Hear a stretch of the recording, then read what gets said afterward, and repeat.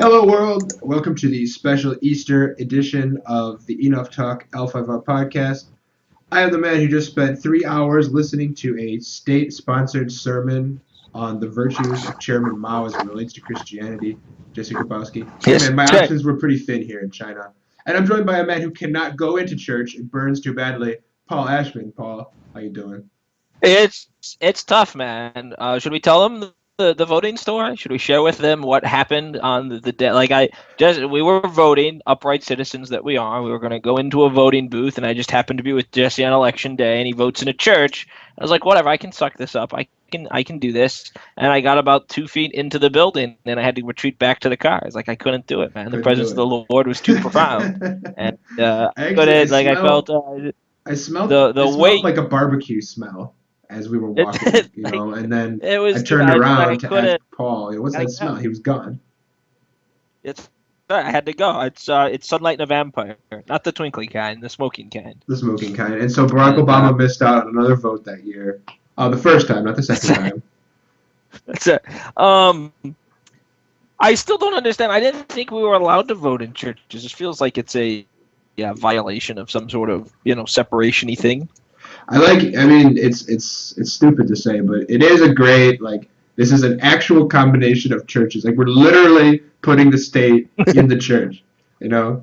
I That's get it. that, like, it's a metaphorical thing, and okay, I got it, but it's literally the state is in the church. So that always makes me happy.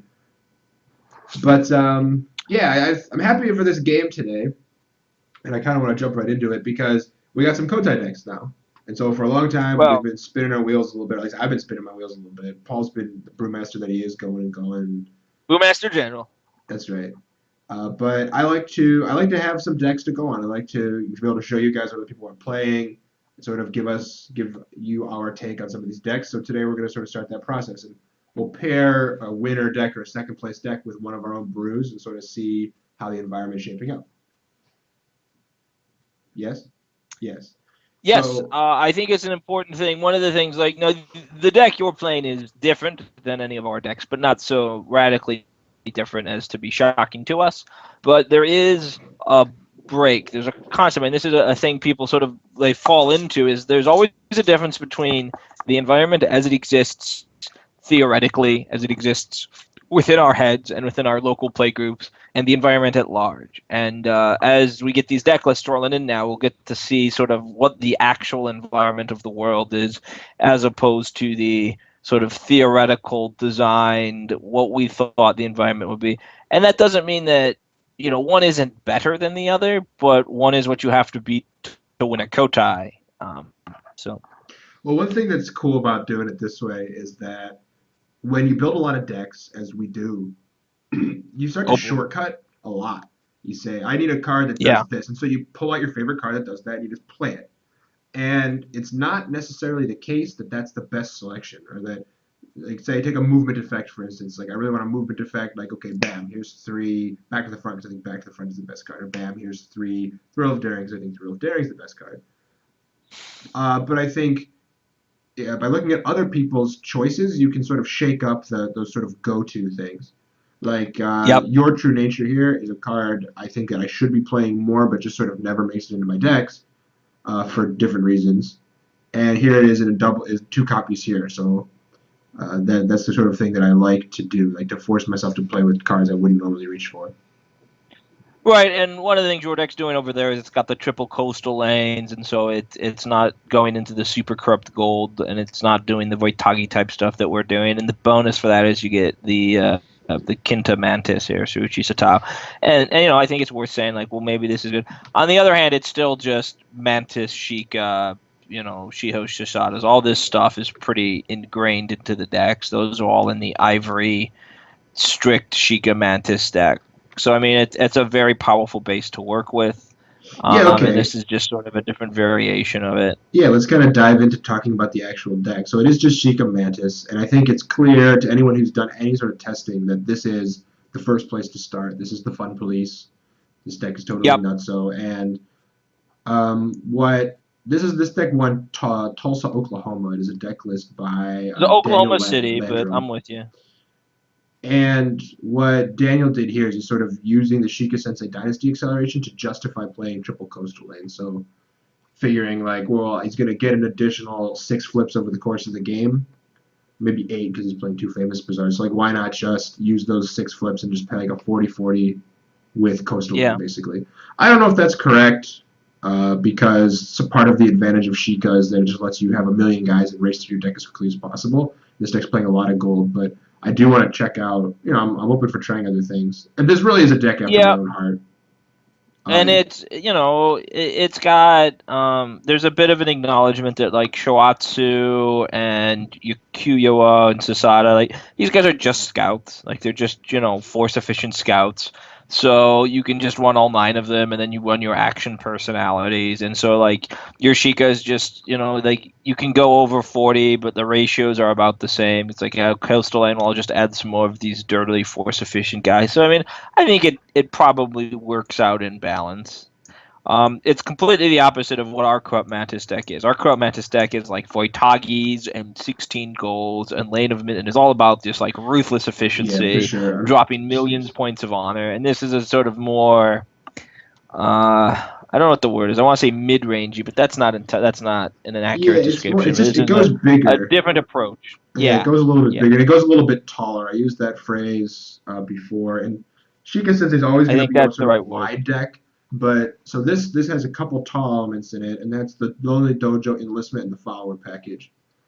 Yep. And I said this is a deck after my own heart. That's part of the reason it's playing 15 followers with Lonely Dojo, and they're gonna leverage. We're gonna leverage the Lonely Dojo to play some expensive guys. We're playing Trained Horseman with 12 gold, uh, Yep. 12 gold shooty guy here. We got Legion of the Khan, 8 gold for range 3 attack. Expert Archers, Elite Spearmen, Dark Knight, Ambushes. We're not playing any cheap followers. Like our cheapest one's a 4. And it all, which stands in, that's a very stark contrast to our skeletal troops, colonial conscripts, Yep. kind of Port of Gosway package, right? So I think a clear sort of, difference. And one of the reasons that we really wanted to play the deck. Yep, and then on the action side, he's got for his movement meta, he's got a 2-to-1 split, 2 back to the front, 1 thrill of daring, which I have really no comment on. He's playing Bleak Lands over Contentious, which I'm not entirely sure I understand yet. I think maybe just it lets him go taller and take provinces if that's what he wants to do. Imperial Yeah. Summon sort of clears the way because he's got a lot of gold, running 20 holdings. You will always need your box. Overwhelming Offense is just a good card. Strike is the Earth over unassailable offense. What's the one? Springing the Ambush. Bringing the ambush. Because it's sort of similarly unstoppable because you're playing it in the engage step. They can't really get it there, and then you naval shoot them unless they have the what's the interrupt that takes away force penalties. Look out. They can Yeah. look out post. There's a couple. There's the other card I'm thinking of. Courage One that Beyond gives Courage Beyond Question. Question. But it also has the -1 chi mode. You play this card a lot specifically, and you always love it. I do. So I think it's easy to justify. 2 sudden movements, 2 victory through to deference, 3 wave of the Mantis, and your true nature. It's a really cool deck. I think it's gonna have a lot of switchy modes. It can go big, it can go wide. It really leverages the naval trait with these big don't bow range attacks. Just like have a million force, naval shoot you guy, take the province. And I Uh, think that's where the Strike as the Earth 3 pays off, is like you declare naval, you're going to use your 3, and then you engage it, because you can't naval springing the ambush, right? So like that's the yeah, difference there that I think is worth commenting on. yeah, for You can sure. still have unholy strikes, but just like with the naval. Yeah, So this slot, I guess this is like the loosest slot. Like this could be springing, this could be unholy, but we're playing strike yep. as the earth here, and I mean the -1 she's not nothing, and that's the argument No. to play it over the other ones. Every now and then you'll get them. So this is the Mantis. I think So. it's a cool take on the deck. I'm not convinced it's totally optimal, but I am convinced I want to sleeve it up and give it some games. On my end, I am playing one of the decks that I think you'll see a lot of variations. There's a lot of these kinds of Phoenix Shugenja based, but Phoenix have all kinds of options open to them though. So maybe you won't see it as much. I feel like it's a deck that should really be out there. These sort of, here's all the Phoenix Shugenja military cards, and just sort of rock on with your bad self. But from my admittedly very very, very light Perusian of Kotai is almost to be non-existent Perusian of Kotai. I guess it hasn't really been showing up yet. Well, Um, Phoenix not that so popular, right? you just got a bunch of Shugenja here. These are all your 3/4 for 5 gold Shugenja. Some of them do things. This guy kind of does things, and this guy straightens, and this guy can invest and has naval, and this guy gets bigger. And then these guys, are straight, cheaper, very flexible. Hey, another naval. I am playing 3 Yojimbo. That's my this slot was Miyukin, I think, in a lot of builds, but I wanted to play a couple of final sacrifices, so I was like, I'll play 3 Yojimbo and I'll play 3 final sacrifice. Could be the guy who gives out an unstoppable force penalty. But I really love SOS Shunryu. This is a deck that throws its whole hand onto the table and then needs to draw cards, so you blow up your remote temple and get void and start doing that. And hopefully you have a strength of the fifth ring and or Shunryu, and you just go to throw your hand on and you do your best sort of mantis interpretation of put out a bunch of guys going kind of wide, throwing a lot of cards onto the table, draw some cards, throw more cards on the table. And you just sort of go first, put the pressure on, keep the pressure on. I've got a sort of fun approach to spells, 1 sailors, 1 stones, 1 guidance. It's because it'll be very easy to refine this package once we get a more settled format. Well, because players are lazy and they net deck a lot.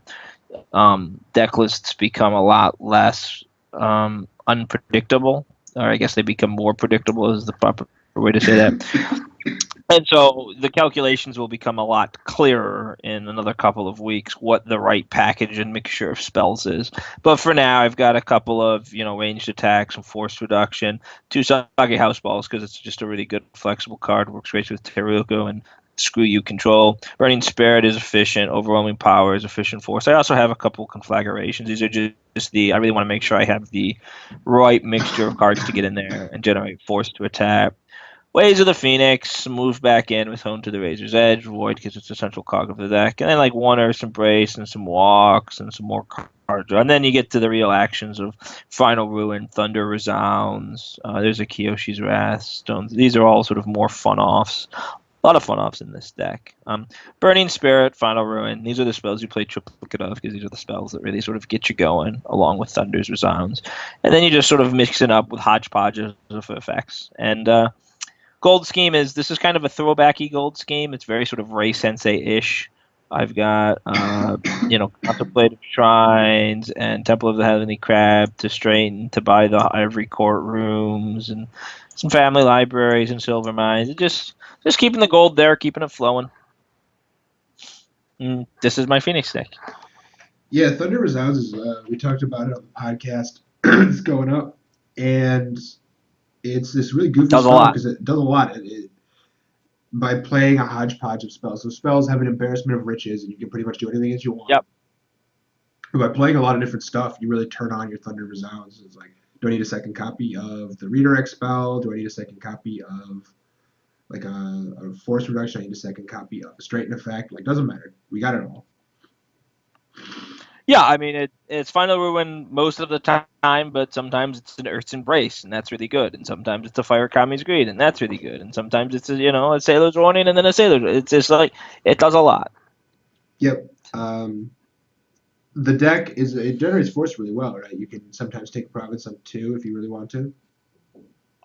Taking a province on 2 is very easy for anyone who wants to do it. This deck included. I mean, you can go Isoa, Coca on 1, and then conflagrations with Ways of the Phoenix and Overwhelmings and Burning Spirits and all kinds of stuff. I mean, if you're in the market for a Phoenix Blitz deck, you can absolutely build and play that deck. This deck I don't think will ever be buying the guy on 1, but your 6 province strength might be tempting enough. Might be. All right, let's rock.